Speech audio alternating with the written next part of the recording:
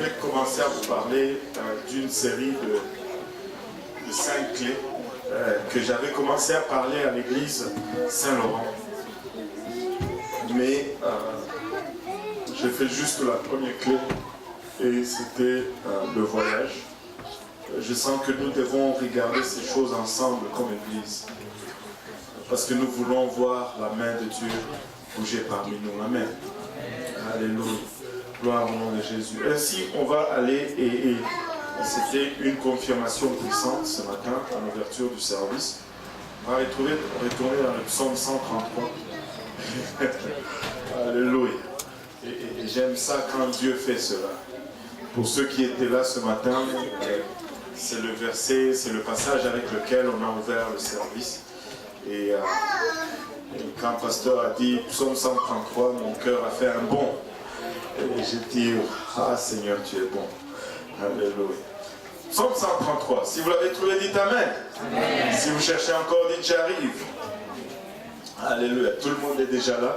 Voilà. Sinon, si vous n'avez pas de Bible, vous pouvez suivre à l'écran ou vous pouvez partager avec votre voisin s'il est assez gentil pour partager avec vous. Psaume 133, verset 1, cantique de décret de David. Voici, ô qu'il est agréable, qu'il est doux pour deux frères de demeurer ensemble. C'est comme l'huile précieuse qui répandue sur la tête descend sur la barbe d'Aaron qui descend sur le bord de ses vêtements. C'est comme la rosée de l'Hermon qui descend sur les montagnes de Sion, car c'est là que l'Éternel envoie la bénédiction, la vie pour l'éternité. Prions tous ensemble, Éternel, nous te rendons grâce, Papa, pour ton amour, ta bonté, ta fidélité. Nous te remercions, Éternel, pour le privilège que nous avons de nous retrouver dans ta maison, Papa, ensemble, regardant ta parole, Seigneur. Nous réalisons que nous sommes des hommes naturels, des hommes charnels, pour qui, Papa, ces choses sont folies pour nous, car elles sont des choses spirituelles, Seigneur. Et sans ton aide, nous ne pouvons les saisir, Seigneur. Aide-nous maintenant, nous te prions.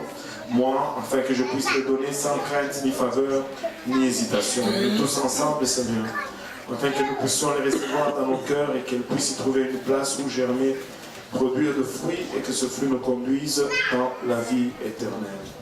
Avec action de grâce dans le cœur, nous te prions. Dans le nom de Jésus. Nous disons tous au nom de Jésus. Alléluia. Avant de vous asseoir, si vous pouvez juste battre vos mains pour le Seigneur et pousser un cri vers son trône. Car il est digne de tout honneur, il est digne de toute louange, il est digne de toute adoration, Seigneur. Papa, il a vachi Karabao le Boyosai. Arabaya Kotamanao Karabao le Boyosai. Gloire au nom de Jésus. Gloire au nom de Jésus. Gloire au nom de Jésus. Vous pouvez vous asseoir. Ces clés nous ont été enseignées ou présentées par notre surintendant du district. Ces messages m'ont tellement touché. Oh, les enfants, je ne sais pas si ils vont descendre. Ok, j'ai perdu un peu la routine. Les enfants vont descendre dans leur classe avec leur enseignant et de l'école du dimanche. Et voilà.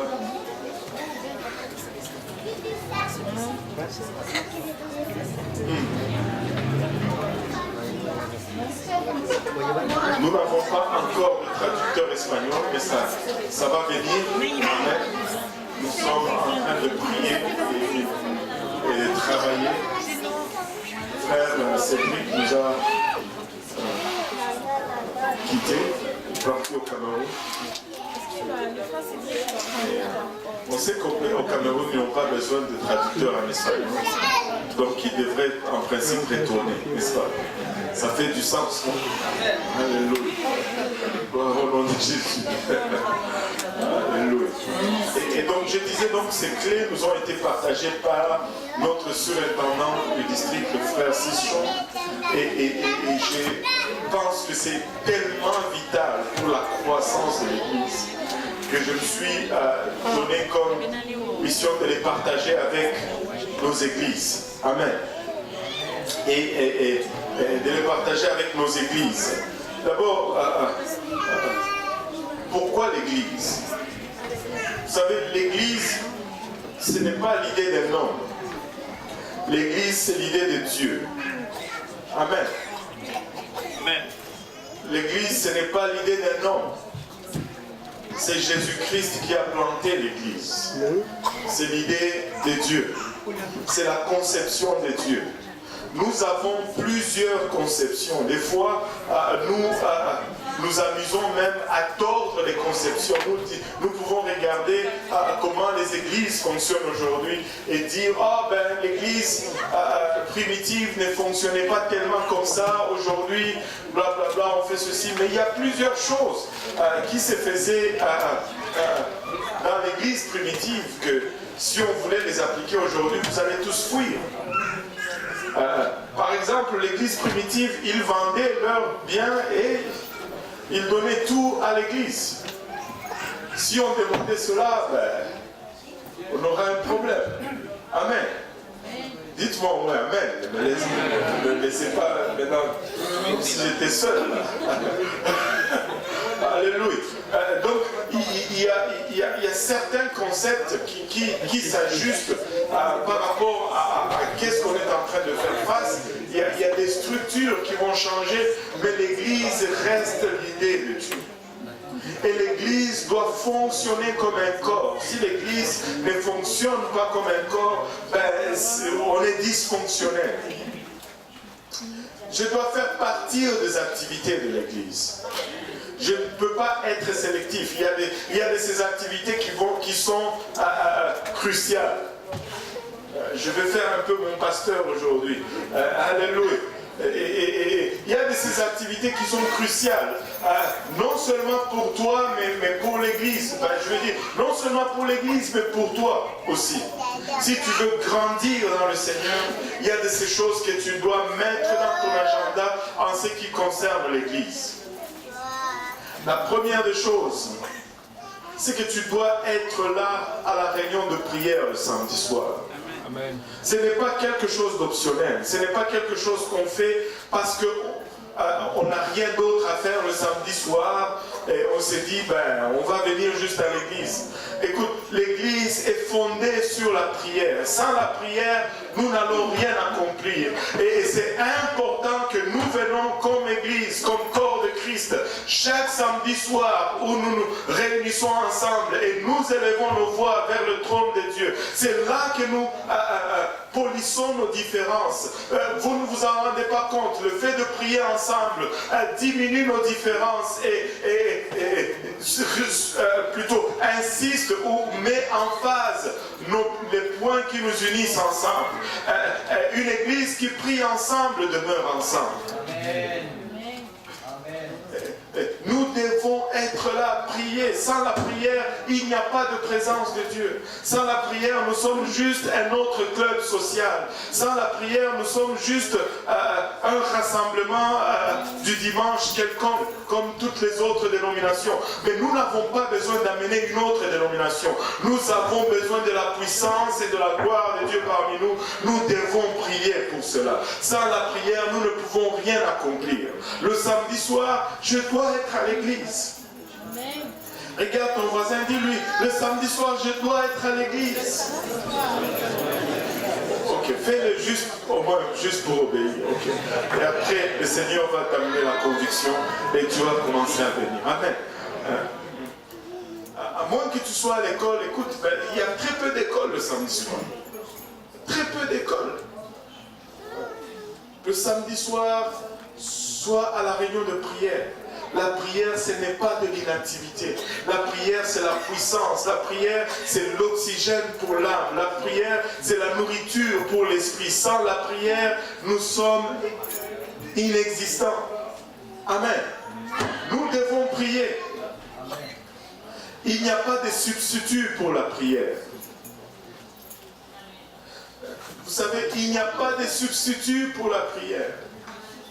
Je ne sais pas si c'est ici ou c'est à Saint-Laurent. Le dernier message que j'avais prêché, c'était lorsque la foi n'est pas présente, il y a une substitut pour la foi qui est l'obéissance. Mais il n'y a pas de substitut pour la prière. Vous savez, quand tu n'as pas la foi, tu obéis seulement, Dieu honore.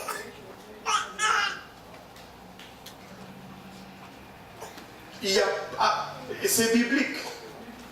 Je ne sais pas, je pense que c'est à Saint-Laurent que j'avais partagé cela. C'est ici, non? Oui, voilà.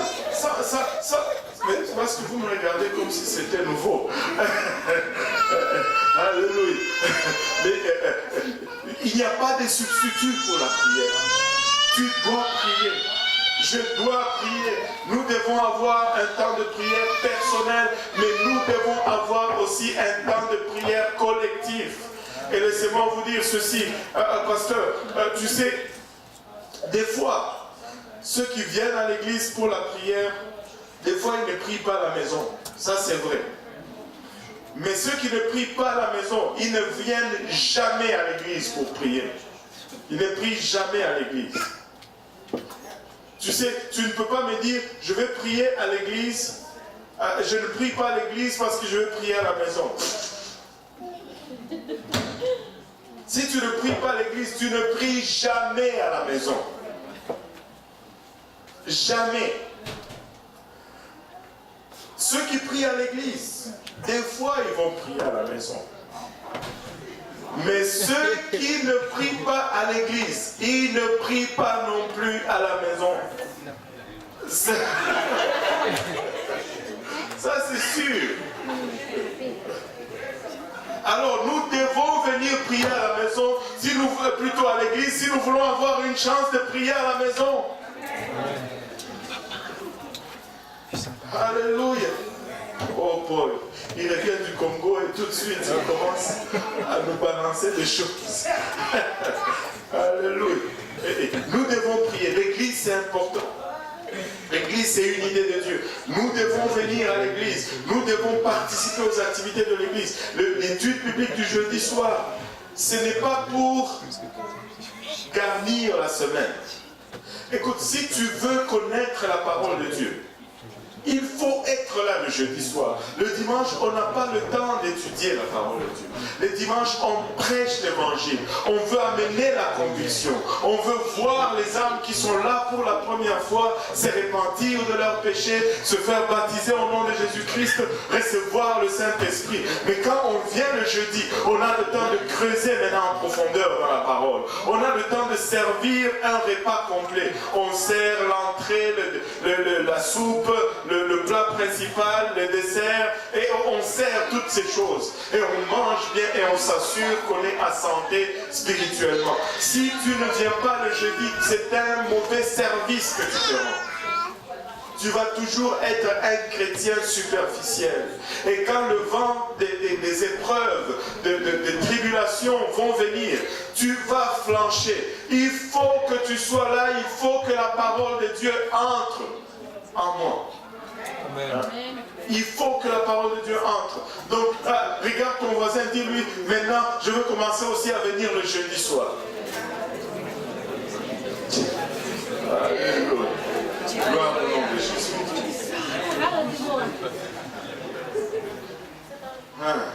Alléluia. Oh Seigneur, aide-nous.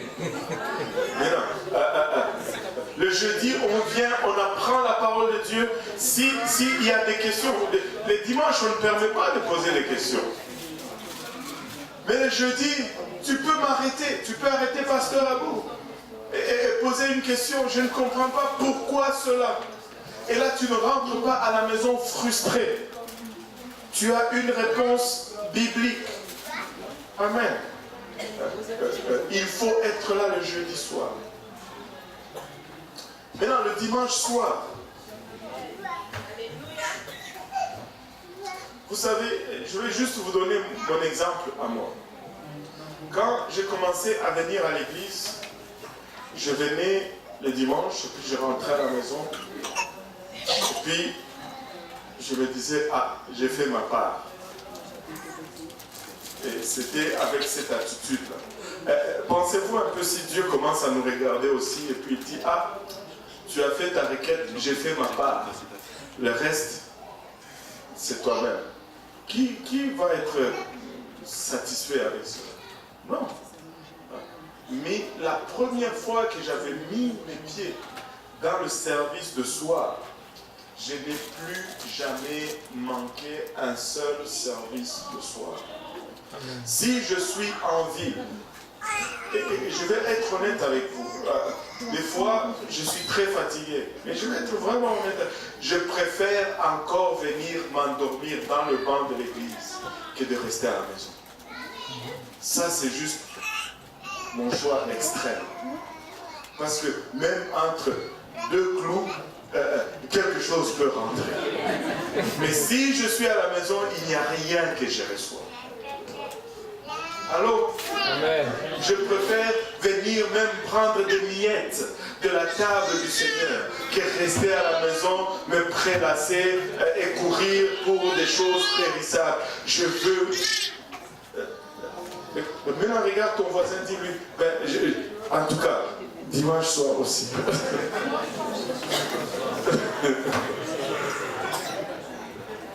Tu me dis, mais pasteur, tu es extrême, tu demandes trop.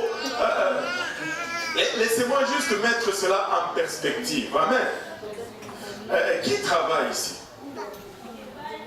Qui travaille? Qui va au travail? Voilà. Vous allez combien de jours par semaine au travail? 5 jours. Et pendant après ces 5 jours, la semaine qui suit, on vous donne un salaire. Amen. Pour les 5 jours de travail. Et combien de temps dure le salaire qu'on vous donne? Un jour. Et puis après, tu y vas encore 5 jours. On te donne une autre ça. Mais ce que nous sommes en train de faire, c'est pour un salaire impérissable. C'est pour un salaire éternel. Nous ne venons pas à l'église pour des choses temporaires. C'est pour l'éternité. Ce n'est pas exagéré, c'est un culte raisonnable. Raisonnable. Écoute, si tu ne viens pas, si tu ne fais pas ces choses, le monde va avoir les dessus sur toi. Tu ne peux pas faire entrer des choses du monde 5 fois par semaine et faire les choses, entrer les choses de Dieu une seule fois par semaine et penser à renverser la tendance avec cela. Ça ne marchera pas. Éventuellement, tu vas juste être charnel. Éventuellement, tu vas commencer à trouver les choses de Dieu ennuyant. Tu sais, il faut être chaud pour le Seigneur. Amen. Il faut être en feu pour le Seigneur. Amen. Il faut être... j'ai lisé quelque chose, je ne sais pas où ça va me mener. Vous savez, quand quelqu'un n'est pas imprégné de la parole de Dieu se réfère à la personne comme étant sec ou sèche, une personne. Et j'ai lisé quelque chose qui disait ceci, que dans une atmosphère sec,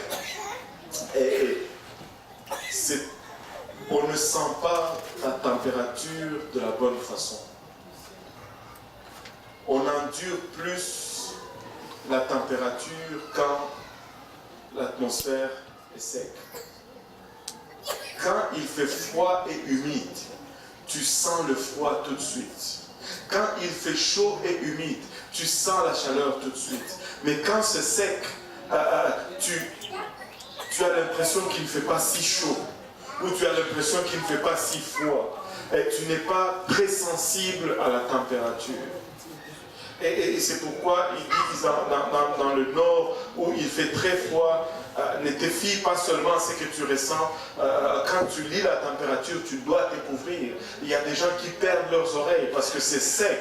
Ils ont l'impression que c'est pas si froid, mais alors qu'ils vont s'exposer à cette température extrême et ils connaissent des brûlures. Nous ne devons pas être secs. Nous ne devons pas être secs.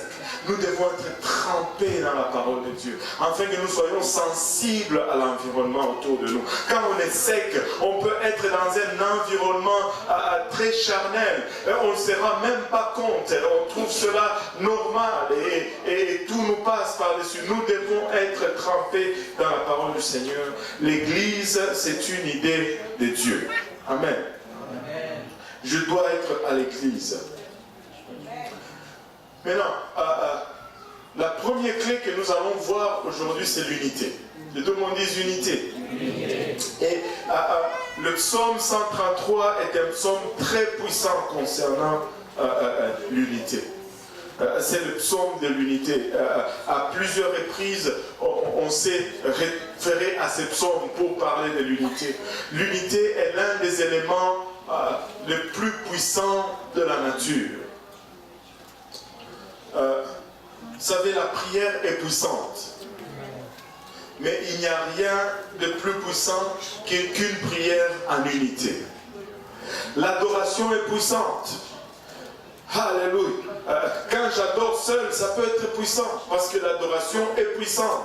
Mais quand nous venons en unité et que nous adorons d'un commun accord, il n'y a rien de plus puissant qu'une adoration dans l'unité. L'unité est un élément clé et c'est pour cela que le diable va toujours essayer de créer la division entre nous.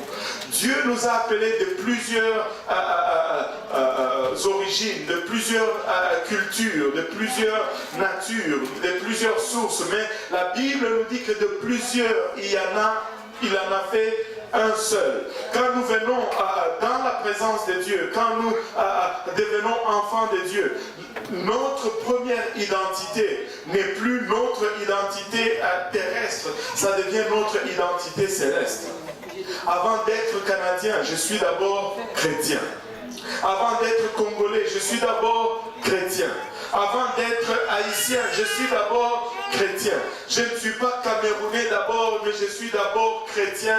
Ce sont les valeurs chrétiennes qui influencent premièrement toutes mes décisions et tous mes choix. Amen. Je vais m'associer avec un chrétien avant de m'associer avec un Congolais. Amen. Allô?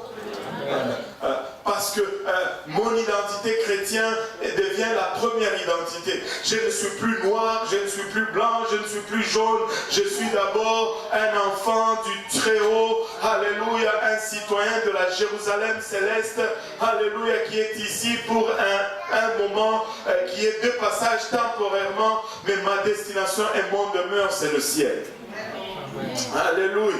Et des fois, nos diversités, nos origines apportent une richesse. Mais si nous nous basons exclusivement sur nos diversités et nos origines, nous allons commencer à diviser. Ceci n'est pas une église des Noirs. J'ai entendu l'autre jour que c'était une église des Noirs et qu'il faut faire attention à cette église des Noirs dans le quartier d'Hochelaga qui n'est pas à sa place. Ce n'est pas une église des Noirs, ce n'est pas une église des Blancs, ce n'est pas une église des aborigènes. Alléluia, c'est une église des chrétiens. Nous sommes des apôtres de Jésus-Christ. Amen. Ici, il y a des Espagnols, il y a des Québécois, il y a des Grecs, il y a des Africains, des Camerounais, de Congolais. Il y a toute une multitude de langues ici qu'on peut parler. Mais quand nous venons ensemble, nous ne formons qu'un seul corps. Nous ne sommes qu'une seule église. Nous ne sommes qu'un seul peuple. Et nous n'avons qu'une seule mission. Un seul Dieu, un seul Sauveur, une seule destination. Et d'un commun accord, nous travaillons pour un seul but. Au son de la trompette, nous allons nous élever tous ensemble pour aller à la rencontre de notre Créateur dans la gloire. Alléluia. Gloire au nom de Jésus. Alléluia. Gloire au nom de Jésus. Vous savez, Cantique de Décret, on va le lire. Voici, oh qu'il est agréable, qu'il est doux pour les frères de demeurer ensemble. Là où, et quand on dit des frères ici, cela ne veut pas dire que les sœurs sont exclues. Amen. Alléluia. C'est juste frère dans le sens d'être humain. Amen. Alléluia. Gloire au nom de Jésus. Il est doux pour des frères de demeurer ensemble. C'est une bonne chose que nous demeurons ensemble. C'est une bonne chose que nous passons du temps ensemble. Vous savez, ça c'est juste moi. Pourquoi est-ce que ça devient doux quand nous demeurons ensemble? Parce que quand nous demeurons ensemble, nous nous côtoyons. Quand nous demeurons ensemble, nous nous frottons les uns les autres. Quand nous demeurons ensemble, alors que nous nous frottons les uns les autres, nos bouts qui étaient carrés, nos bouts qui étaient tranchants, s'usent alors que nous nous frottons les uns les autres et nous devenons arrondis et nous développons une douceur. Et vous savez, quand nous nous frottons les uns les autres, ce n'est pas pour nous fâcher, c'est plutôt pour apprendre et nous adoucir. Quand il y a confrontation, quand il y a des conflits, c'est que Dieu est en train de faire un travail en nous qui va produire une douceur par la suite. Oui, quand on lime les coins, ça fait peut-être mal, mais après quand on passe le doigt sur le bout du coin limé, oh que c'est doux, qu'il est bon pour des frères de demeurer ensemble. Alléluia, qu'il est bon pour des frères de demeurer ensemble.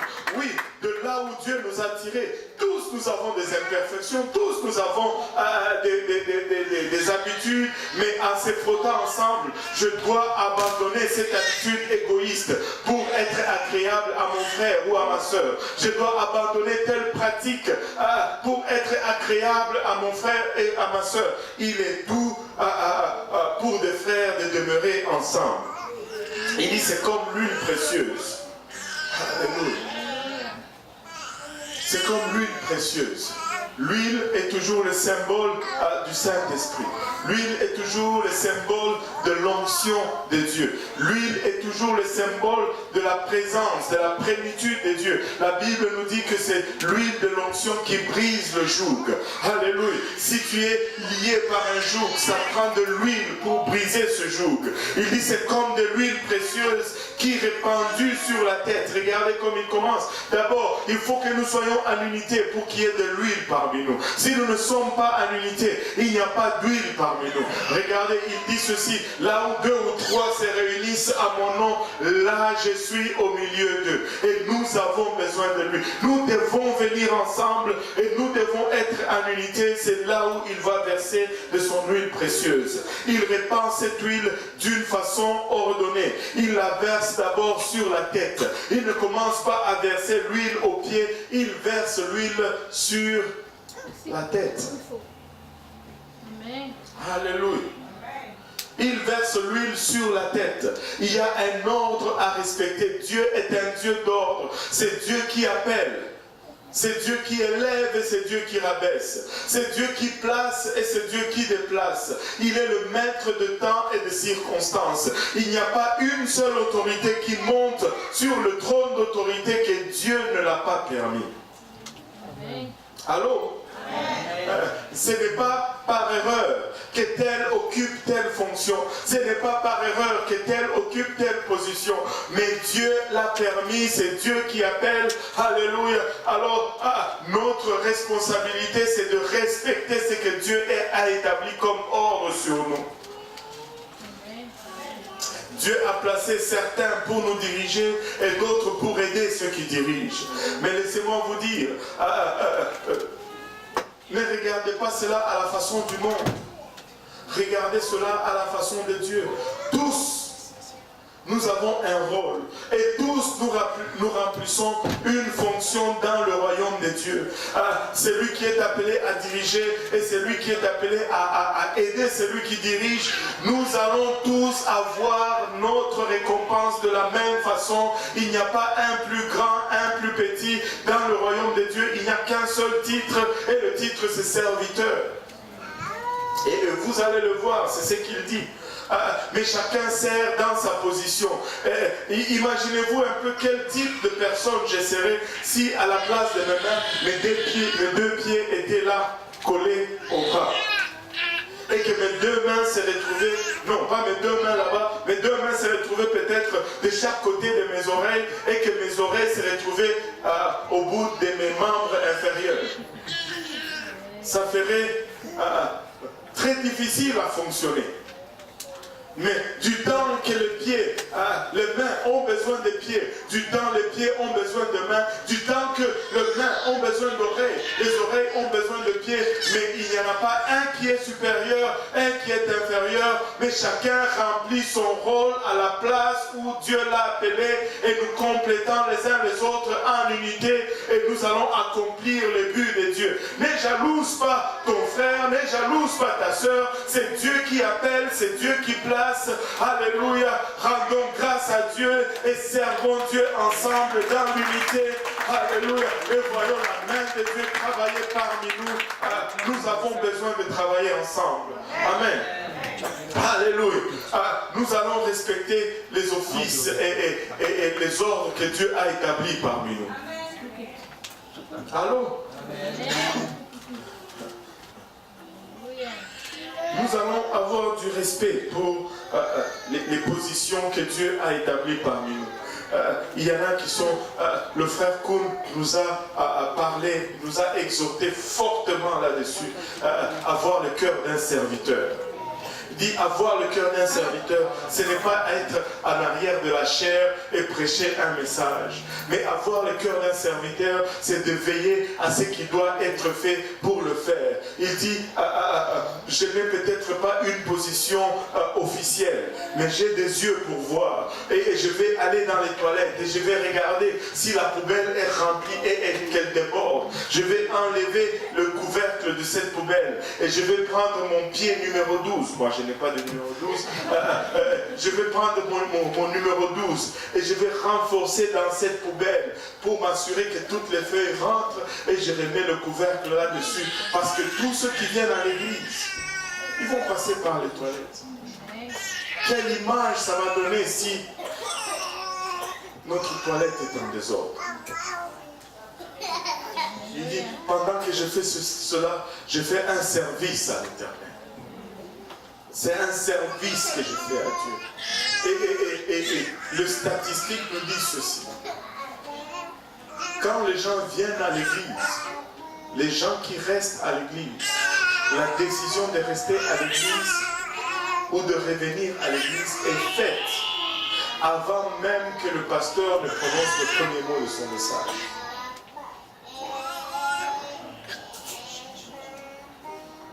Avant même qu'il ne prononce le premier mot de son message, ceux qui sont là pour la première fois ont déjà décidé s'ils vont rester ou s'ils ne vont pas rester, s'ils vont revenir ou s'ils ne vont pas revenir. Par comment on les a accueillis, comment on les a salués à l'entrée, si on les a souri ou pas, comment sont les toilettes. Écoutez, nous devons faire un travail d'équipe. Nous devons faire un travail d'équipe. Nous devons rester unis. Sans l'unité, il n'y a pas de réveil. Il dit, cette huile répandue sur la tête descend sur la barbe d'Aaron, qui descend sur les bords de ses vêtements. Regardez, tu n'as pas à avoir peur de la position où Dieu t'a placé. S'il t'a placé au bord de son vêtement, ne t'inquiète pas. L'huile va descendre au bord du vêtement. L'huile va atteindre le bord du vêtement. Peu importe là où Dieu t'a placé, l'huile va arriver. Si tu es à la bonne place, l'huile va arriver. Mais si tu essaies d'être au-dessus de la tête, ben l'huile ne va pas t'atteindre parce que Dieu commence à verser son huile sur la tête. Sur la tête. C'est inutile d'essayer d'être au-dessus de la tête. Il faut être à la place où Dieu t'a placé. Il dit, c'est comme la rosée de l'Hermon. Il faut connaître un peu Israël pour comprendre ce passage en ce qui concerne l'Hermon. L'Hermon, c'est une montagne en Israël d'où presque toutes les sources d'eau se tirent. Si tu contrôles l'Hermon,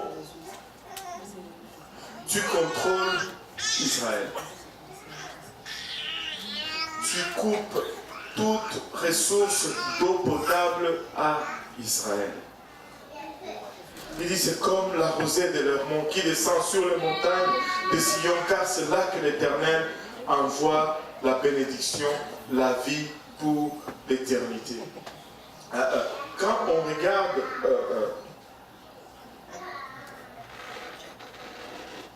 le réveil est toujours symbole du rafraîchissement. Et comment l'hermon fonctionne, l'eau que Israël récupère se forme littéralement comme des rosées. Et des rosées, c'est une goutte, des fines gouttelettes d'eau, mais ces rivières qu'on voit couler commencent comme des fines gouttelettes d'eau qui se rassemblent, une gouttelette à la fois. Et si tu prends juste une gouttelette à elle seule, elle est probablement insignifiante, elle ne peut rien faire à elle seule. Mais gouttelette après gouttelette, gouttelette après gouttelette, il y a accumulation d'eau, des réservoirs se remplissent et des rivières coulent, et c'est ce qui arrose tout un peuple. Individuellement, nous sommes peut-être insignifiants, mais quand nous venons ensemble, personne après personne, âme après âme, effort après effort, nous sommes capables d'accomplir ce que Dieu nous a envoyé à accomplir dans cette ville. Seul, je ne peux rien. Mais si nous nous réunissons ensemble, nous allons arriver à accomplir ce que Dieu nous a appelés à faire. J'ai besoin de toi. Tu as besoin de moi. J'ai besoin de toi. Tu as besoin de moi. Tu as besoin du voisin à côté de toi. Même si la personne te rend la vie difficile, laisse-moi te dire, tu as besoin de la personne. Même si c'est la personne la plus insupportable, laisse-moi te dire, tu as besoin de la personne. Regarde un peu ton voisin, dis-lui, j'ai besoin de toi. Ça n'a peut-être pas l'air, mais j'ai besoin de toi. Ça ne semble peut-être pas, mais j'ai besoin de toi. J'ai besoin de toi. Le psaume 133 utilise Aaron. Il dit, comme l'huile descend sur la barbe d'Aaron, Aaron était le souverain sacrificateur. Et il est ici le type du sacerdoce. Et une chose que vous avez remarqué, le sacrificateur était appelé à servir le peuple. Il leur était interdit de travailler pour eux-mêmes. Ils n'avaient pas de possession, ils ne devaient pas travailler pour leur propre possession, mais ils devaient juste être là au service des autres. Tout ce qu'ils faisaient était par rapport au service du peuple. Et la Bible nous dit dans le livre de Pierre, plutôt 1 Pierre 2, 9, nous dit, vous au contraire, ça veut dire nous, vous êtes une race élue, un sacerdoce royal, une nation sainte, un peuple acquis. Il n'y a pas un peuple sur qui cette définition s'ajuste autant que le peuple de Dieu aujourd'hui. Nous avons été acquis à un grand prix. Amen. Alléluia. Il nous appelle à la sanctification. Il nous appelle à annoncer cette vertu ou cette bonne nouvelle dans ce monde des ténèbres duquel il nous a sortis. Il nous amène à amener cette lumière. Mais il dit, nous sommes un sacerdoce royal. Le sacerdoce, ce n'est pas quelque chose réservé juste à un groupe. Nous sommes tous des sacrificateurs. C'est un sacerdoce de tous les peuples, pas seulement une famille ou un clan. Et laissez-moi vous dire ceci, je vais regarder cela, et apparemment, avec la chute de la sainteté, c'est là où est né aussi le clergé. Cette conception a pensé que c'est seulement les pasteurs qui sont spirituels, qui peuvent faire certaines choses, mais nous ne pouvons pas le faire. Non. Les pasteurs ne sont pas des professionnels qui sont payés pour prier pour le peuple. Amen. Allô? Je pense pense que le frère Jules m'a coupé mon micro. Non, il n'a pas coupé. Les pasteurs ne sont pas des professionnels qui sont payés pour prier pour les gens. Nous sommes un sacerdoce royal. Le sacerdoce est sur nous tous. Alléluia. Si pasteur Abou peut prier, tu peux prier aussi. Si pasteur Abou peut intercéder, tu peux intercéder aussi. Et il n'y a pas... je ne sais pas, une habilité quelconque déférée. Non. Nous avons le même Saint-Esprit. Nous avons parlé de la même façon en langue. Nous prions au même Dieu. Nous avons la même puissance, la même onction. Il n'y a pas un clergé et un peuple laïque à part. Nous sommes tous le sacerdoce royal et ensemble nous œuvrons pour l'avancement du royaume. Chacun à la place où Dieu l'a appelé. Amen. Et nous allons travailler en unité. Alléluia. Regardez, un des plus grands ennemis de l'unité, c'est l'orgueil.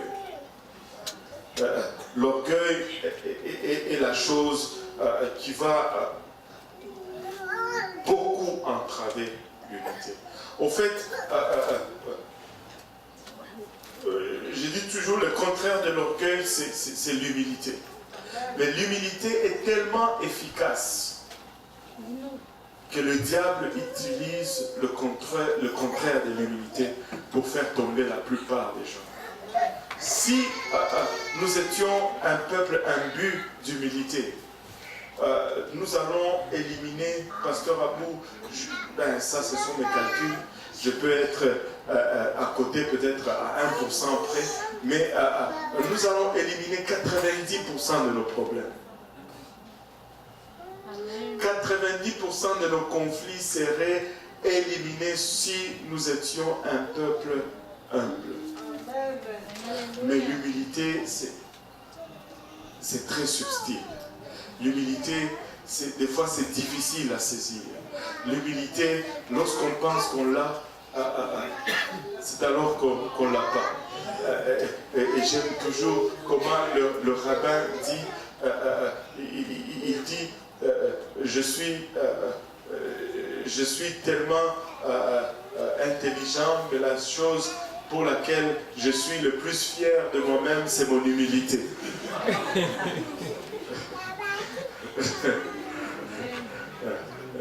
Ça vous montre comment l'humilité est subtile.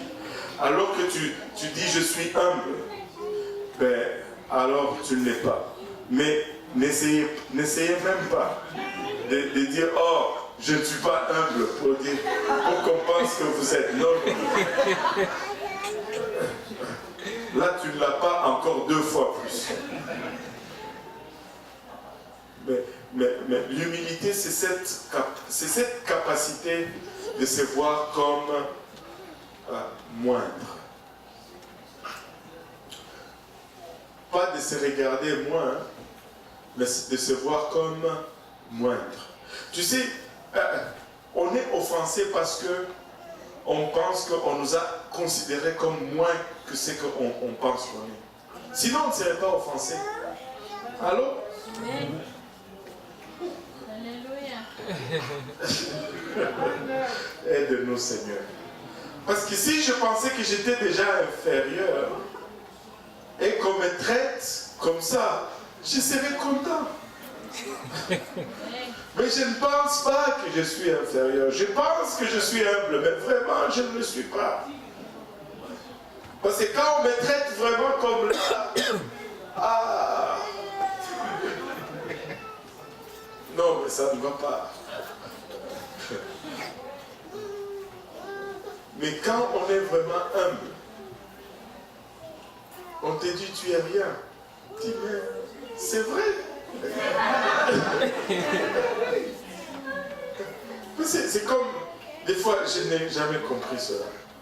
On me dit tu es noir. Oui, je le suis. C'est quoi, on ne va pas insulter, c'est ce que je suis. Oh, il m'a dit que je suis noir, mais tu pensais que tu es quoi? Tu es noir, mais c'est moi. Et tu es pauvre. Ben, ouais, je n'ai pas d'argent, donc je suis pauvre. Ce n'est pas une insulte, c'est mon état. L'humilité est très importante, c'est très subtil. Si on ne l'a pas, on devient un éternel offensé. Si beaucoup de choses t'offensent, regarde l'humilité. Tu dis, mais pasteur, comment est-ce que je peux maintenant travailler sur mon humilité? Il y a une place où tu travailles ton humilité, c'est dans la prière.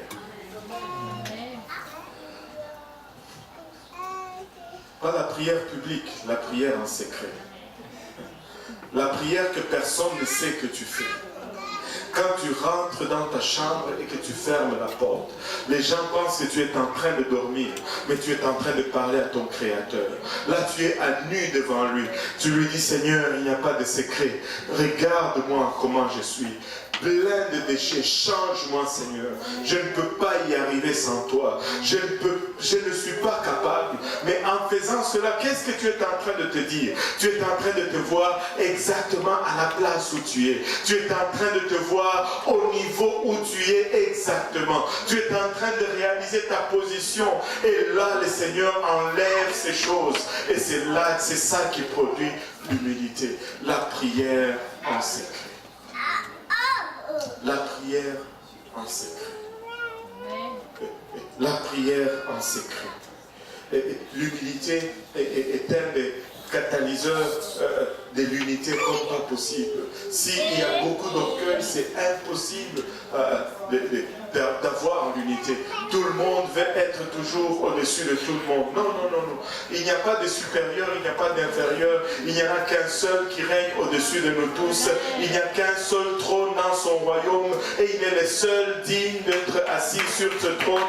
Nous avons été créés comme sacrificateurs. Nous sommes un royaume de sacrificateurs. C'est pourquoi, écoutez, nous avons été créés comme sacrificateurs. C'est pourquoi le pouvoir est très difficile à gérer pour l'homme. Dieu n'a jamais conçu que nous manipulons le pouvoir. C'est lui qui est supposé être notre roi et nous tous les sacrificateurs. C'est pourquoi le pouvoir nous corrompt toujours. Mais si nous réalisons que nous sommes des sacrificateurs au service de son peuple, qu'est-ce qu'il y a, c'est quoi le besoin aujourd'hui, ma soeur? Voilà, je suis en train de faire mon service de sacrificateur. Et ce n'est pas pour rien qu'on les appelle des sacrificateurs, parce que leur service est toujours un sacrifice. Non seulement à cause de ce qu'ils offrent, mais parce que leur service est un sacrifice. Nous sommes appelés à être des sacrificateurs. S'il y a quelque chose que l'ennemi va vouloir venir enlever au milieu de nous, c'est notre unité. Et nous ne pouvons pas avoir de réveil sans unité. Impossible d'avoir un réveil sans l'unité. Juste à leur sortie de l'arche, après le déluge, le peuple était vraiment dans l'unité. Ils parlaient tous la même langue.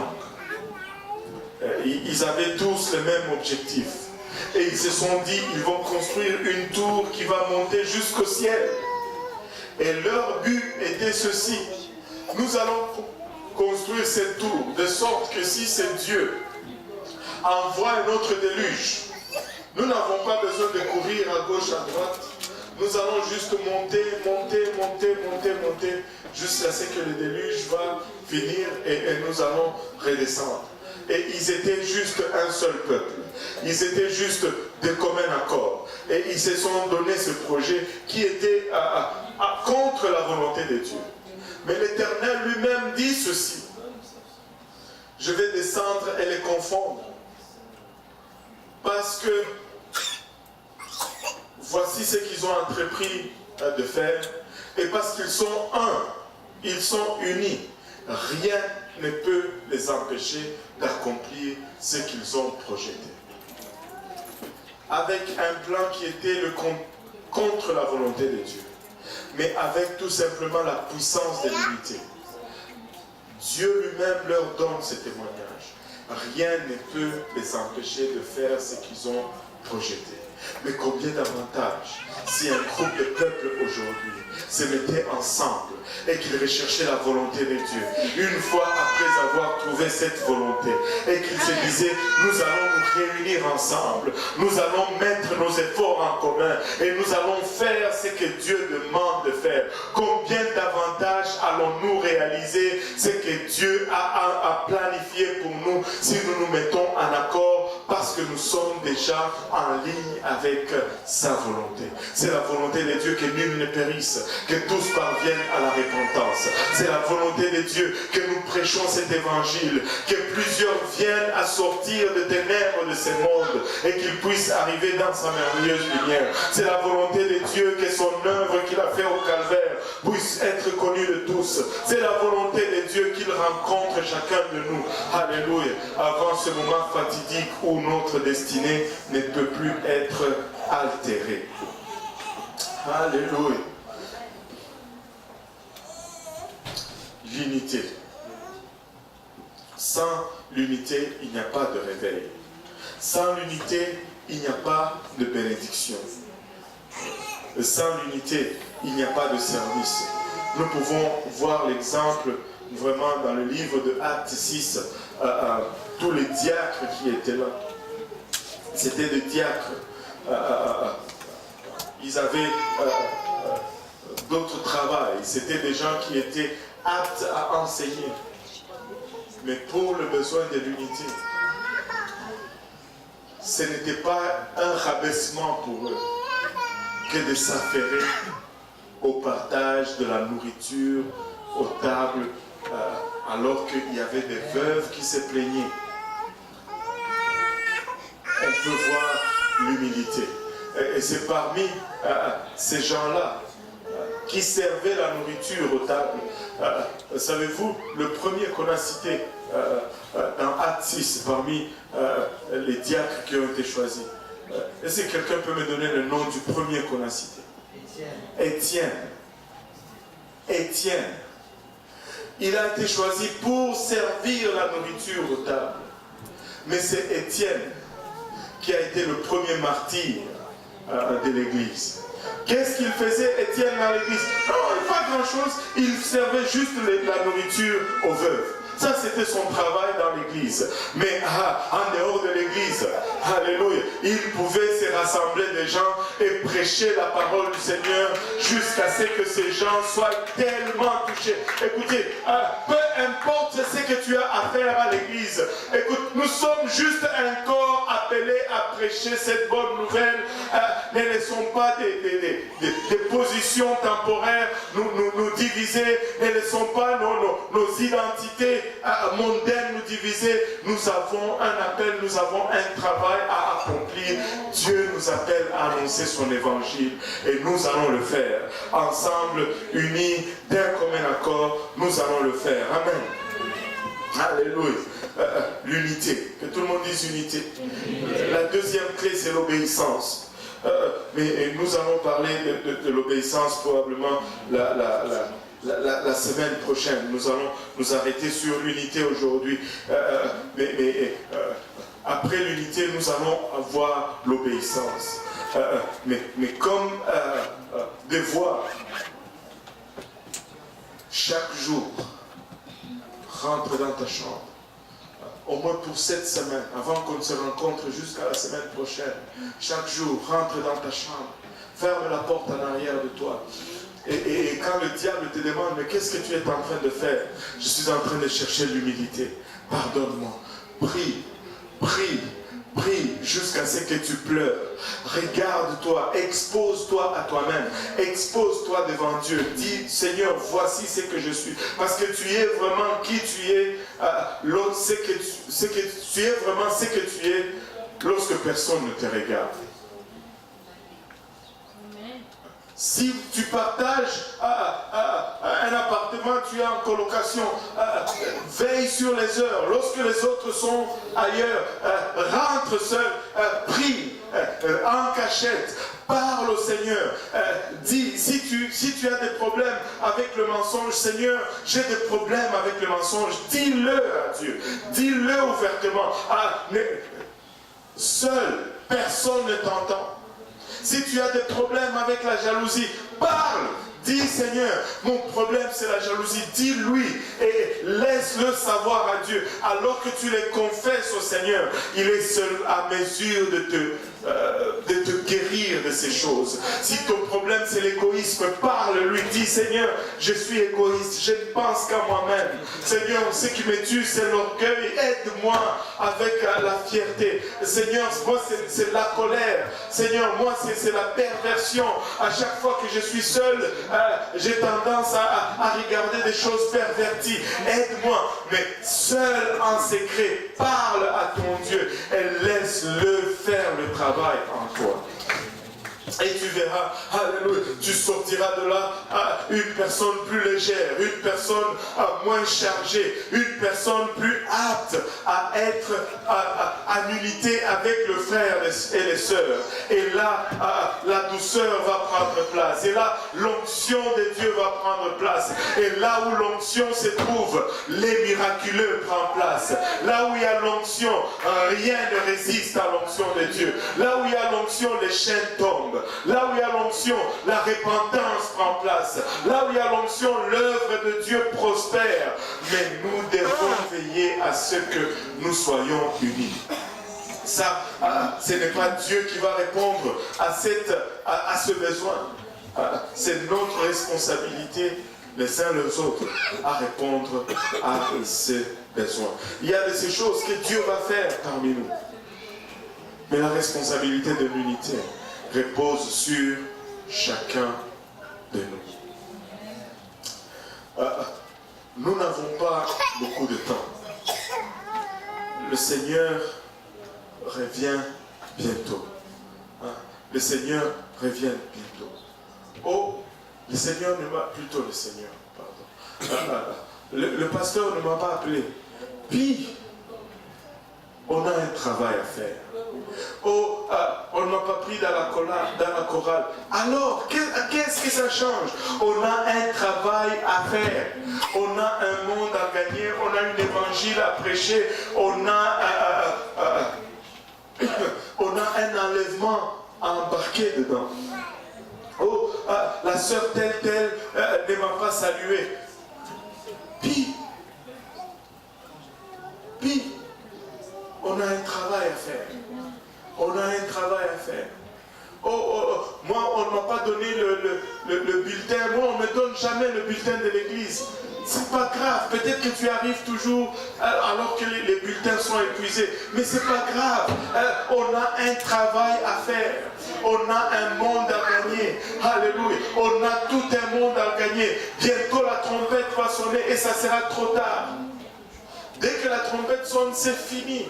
Il y a des gens qui, peut-être, la mort les guette. Et vous êtes probablement les seuls à pouvoir leur parler de cet évangile. Nous allons nous oublier nous-mêmes. Ça, c'était un des caractères principaux du sacerdoce. Les sacrificateurs, ils étaient au service du peuple. Ils n'avaient pas de possessions parmi les enfants d'Israël. Ils étaient dévoués au service du peuple. Mais devinez quoi? L'onction reposait sur eux. L'onction reposait sur eux. Nous sommes tous des sacrificateurs. Et si nous participons au travail de l'Église, en unité, ramons dans la même direction, et nous allons voir des grandes choses. Rien ne nous sera impossible à accomplir.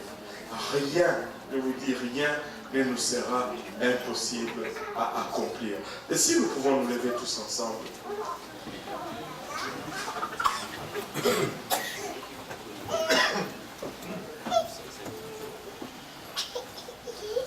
Si j'ai un différend avec mon frère ou ma soeur, je règle ces différends. Je ne veux rien venir entraver l'œuvre de Dieu. Si j'ai un problème avec mon épouse ou mon époux, je règle cela. Marie, laisse-moi te dire, il n'y a pas beaucoup de choses qui entravent la prière d'un homme. Mais la Bible en cite une chose. Une femme offensée. Dieu n'écoute pas la prière de son mari. Amen. Alléluia. Va d'abord régler l'affaire avec ta femme. Et puis va prier. Alléluia. Quand elle est avec toi, Dieu entend ta prière. Inutile de prier si tu n'as pas été correct avec ta femme. Va d'abord arranger cela. Et Dieu va entendre ta prière. C'est Pierre qui nous l'a dit. Il faut prier. Enfin, il faut arranger avec madame. Et puis, après là, tu vas prier. Alléluia. Et que tous les hommes disent Amen. Alléluia. Gloire au nom de Jésus. On va prendre le temps de venir en avant.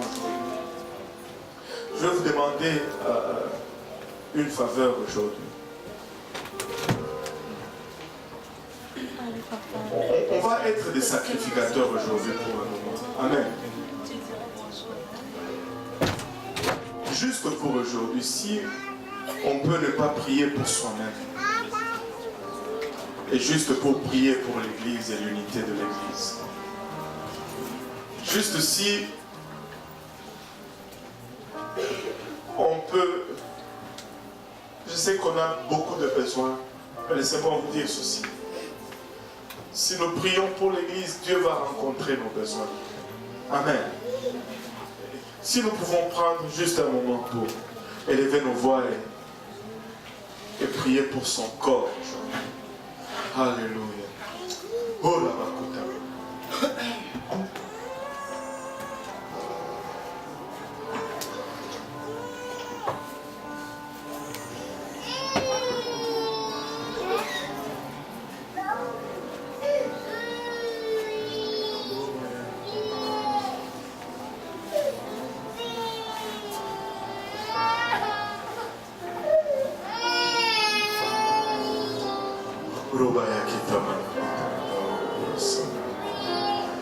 Seigneur, nous te rendons grâce, Papa, pour ton amour, ta bonté et ta fidélité, Seigneur.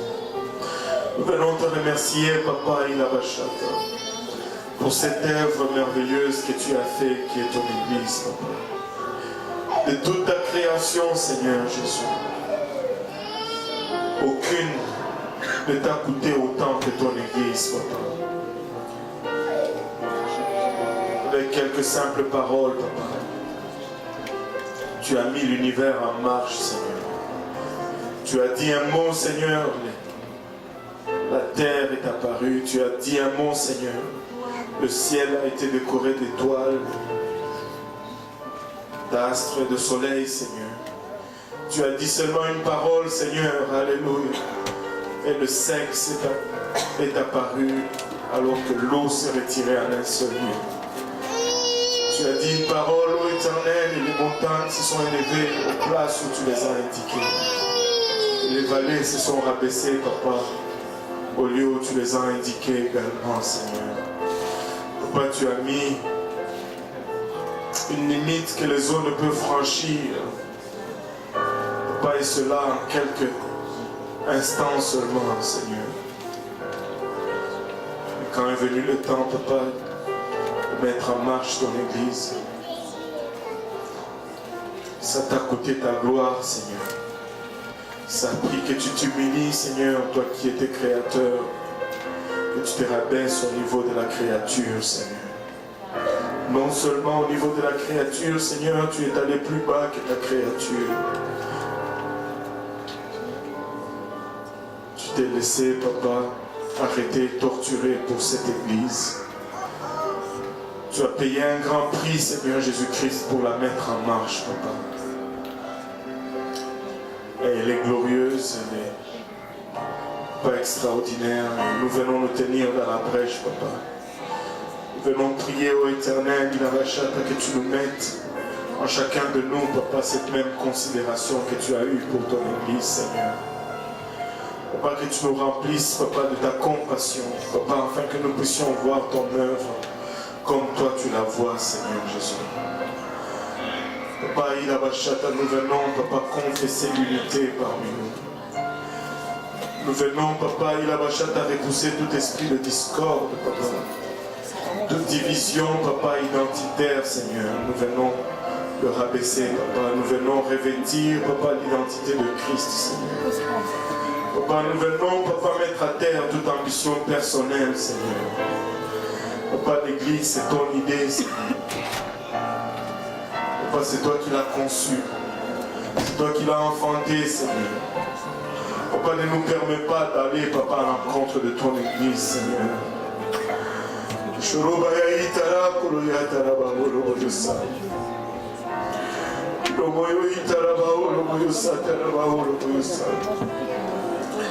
C'est ton Église, Papa. C'est ton peuple, Seigneur. Tu t'es acquis à un grand prix, ô Père. Alléluia. Elle t'a coûté ton sang, Seigneur. Elle t'a coûté, Papa, les souffrances endurées à la croix, Seigneur. Ne nous laisse pas la pervertir, Seigneur Jésus-Christ.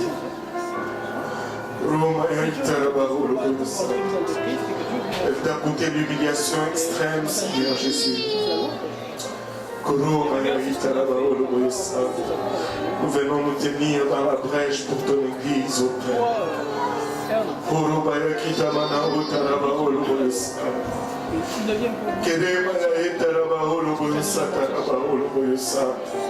Accorde-nous sagesse, Papa. Accorde-nous discernement, Seigneur Jésus-Christ, Papa. Accrois ton Église, ô Père. Alléluia. Aligne-nous, Papa, avec la volonté de ton Église, Seigneur Jésus-Christ, Papa. Papa, nous te remercions pour ces véhicules de notre salut, Seigneur, Papa. Ces lieux de refuge, Papa, le lieu de notre restauration, Père. Alléluia. Papa, fasse que nous soyons un comme toi tu es un, Seigneur. Papa, aide-nous à mettre nos ambitions personnelles de côté et à rechercher, Papa, tes plans, Seigneur. Aide-nous, Papa, à voir comme tu vois, regarder comme tu regardes, Papa. Ne nous permets pas, Père, de gaspiller le prix que tu as payé à la croix, Seigneur Jésus-Christ. Papa, il a machite à la baolo boyosanda. Et que le maya est à la créata la baola. Kiramaya est à la baolo boyosanda, la baolo boyosanda. Papa, nous venons repousser tout esprit d'offense, tout esprit d'orgueil, Seigneur. Papa, il a machite à tout égocentrisme, individualisme, Seigneur. Nous venons le repousser dans le nom de Jésus. Papa, nous venons confesser l'humilité parmi nous, Seigneur. Papa, il a machata. Nous venons, Papa, confesser l'image de Christ, Seigneur Jésus-Christ. Que l'esprit qui était en Christ, Papa, nous anime, Seigneur. Que l'esprit qui était en Christ, Papa, il a machata, nous anime, Seigneur Jésus-Christ. Il a mayaïta la koloyata la baolo boyosanda. Olo mayakita manahota la keleyata la baolo boyosanda. Ilo boyokoto manahota la baolo boyosanda. Alléluia. Dans le nom de Jésus, Seigneur, nous prions pour un esprit de serviteur, Papa. Nous prions, Papa, il a machata, pour un esprit d'amour, Papa. Un esprit d'humilité, un esprit d'unité, Seigneur Jésus-Christ. Un esprit de sainteté, Papa. Alléluia. Oh, nous venons repousser, Papa, toute distraction. Nous venons repousser toute confusion, Seigneur. Nous venons repousser toute division dans le nom de Jésus-Christ. Nous venons prier, Papa, pour un esprit d'obéissance, un esprit de soumission, Seigneur. Papa, nous venons bannir la rébellion dans le nom de Jésus-Christ de Nazareth. Que l'étendard de ton nom flotte sur nous, Seigneur. Que l'étendard de ton nom flotte sur nous, Papa. Il a ma chatte. Quand nous regardons, Papa, qu'on puisse reconnaître ton image à nous, Seigneur. Oh, Père, nous ne voulons pas être une entrave à ton œuvre, Papa. Sonde-moi et connais Sonde-moi, ô Éternel. Sonde-moi, Papa, et rencontre-moi, Père, au lieu de mes défaillances. Rencontre-moi au lieu de mes faiblesses, Seigneur. Rencontre-moi, Papa, au lieu de mes faiblesses, Seigneur Jésus.